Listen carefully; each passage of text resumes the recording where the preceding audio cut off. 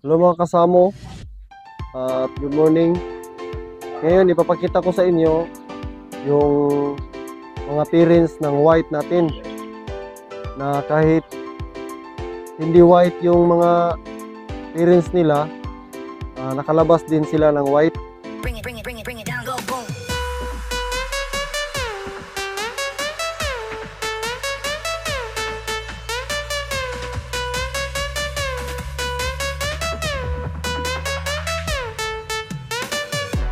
Bring it down, go boom.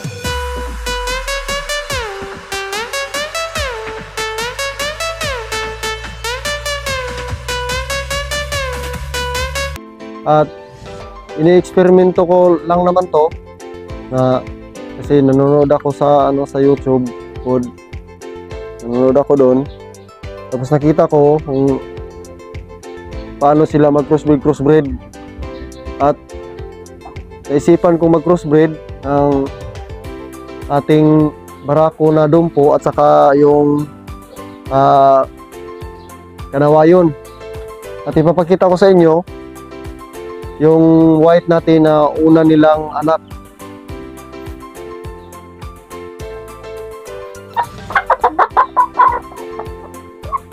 At ito po ang una nilang anak na white.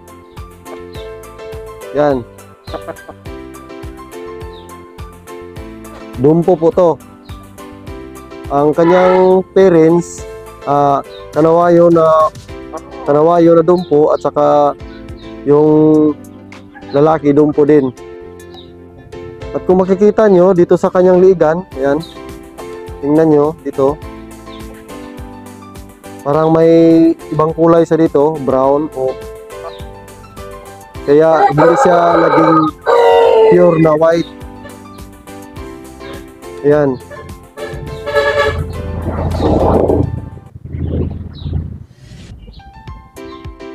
Ito po yung una nilang anak na may halo na white. 6 po to sila. Tapos siya lang po ang white. Ano?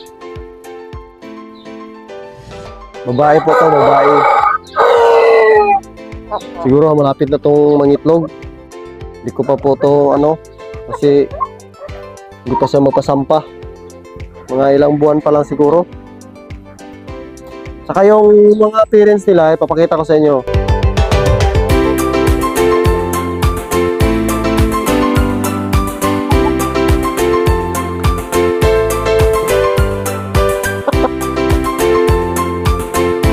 Ito po yung lalaki na ginagamit natin. Ito po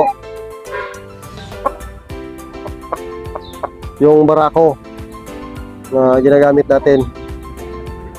Tapos yung babae, kanawayon. Pakita ko sa inyo yung babae.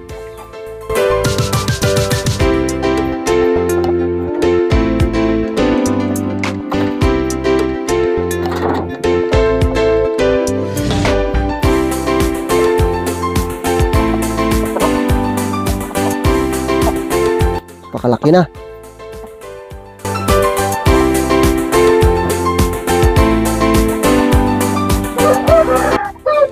At ito po yung babae. Ito po yung babae, oh.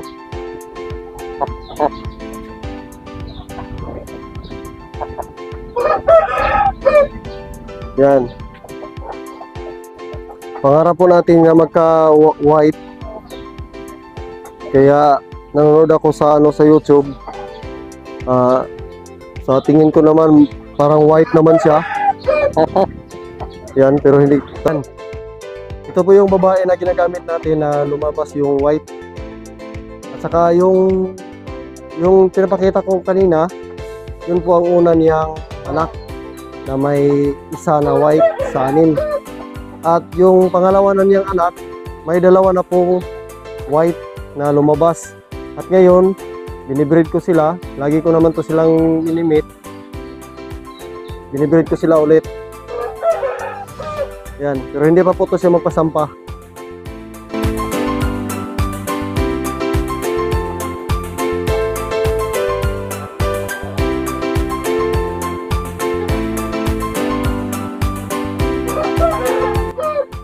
Ang pangalawa niya lang sisiw, may dalawa pong lumabas na white. At ipakita ko sa inyo.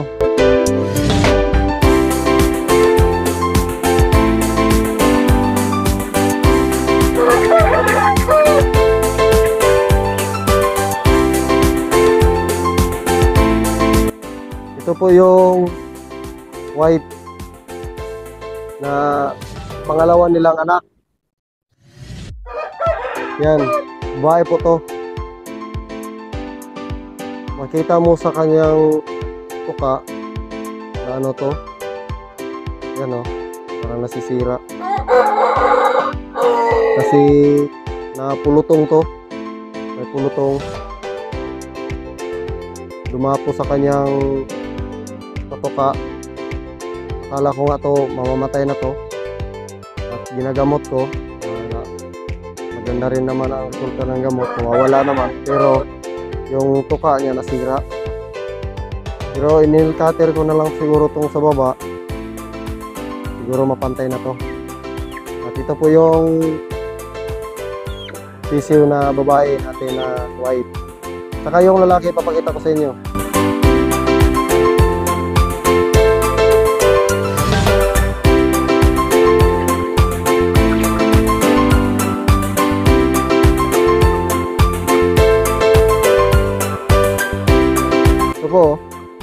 Ito po yung lalaki. Napakalaki. Yan. Napakalaki niya. Saka pearl eye po to. Yung mata nila, oh. Pearl eye. Oh.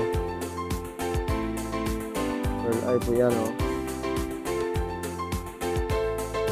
At ito din, at tinamaan po to ng pulutong. Pero naagapan ko agad, painom ko sila ng gamot.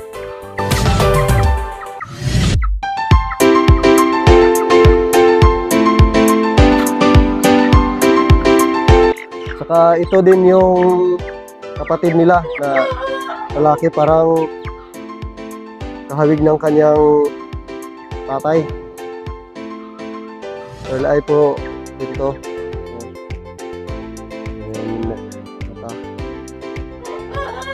Malaki to. Ito po ang malaki na kapatid nila na lalaki. Parang magkahawig po to sa ano, sa kanyang tatay.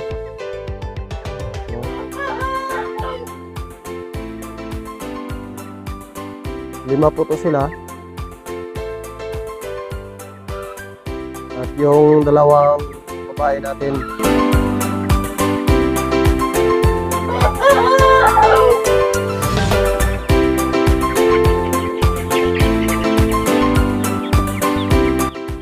Ito po yung dalawang babae na kapatid niya. Ito.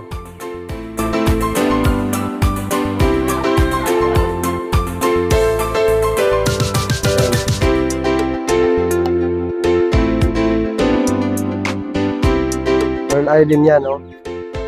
Tingnan yung mata. Pearl eye. Yan.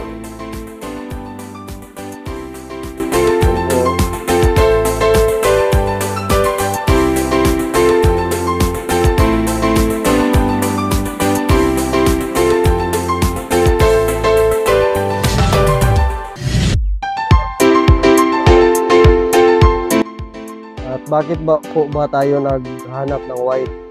Kasi ang white po dito sa amin, mabinta na at mahal. Mahal ang bintahan ng mga white dito. Kaya hindi ako makabili ng white at saka yung kanawayon kasi napakamahal. Hindi lang katulad dito sa mga manok natin na mga nandito noon. Medyo mura-mura lang po yung pagbili natin, yung iba. At yung kanawayon talaga napakamahal na presyo niya at saka white. Kaya nag-ano na lang tayo sa YouTube kung paano mag-breed or crossbreed para lumabas yung white. At hindi naman tayo nabigo. May lumabas naman na white. Saka ang hinahanap na lang natin yung kanawayon. Sana may lumabas na kanawayon. At may sisiw ako dito na yung na may sugat.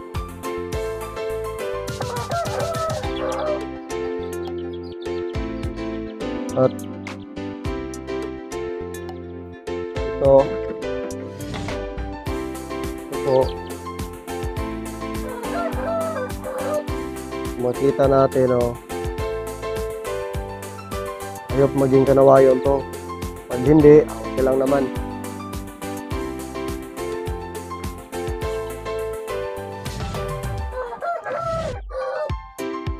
At yun lang po ang update sa ating mga white na lumabas at saka yung mga parents nila.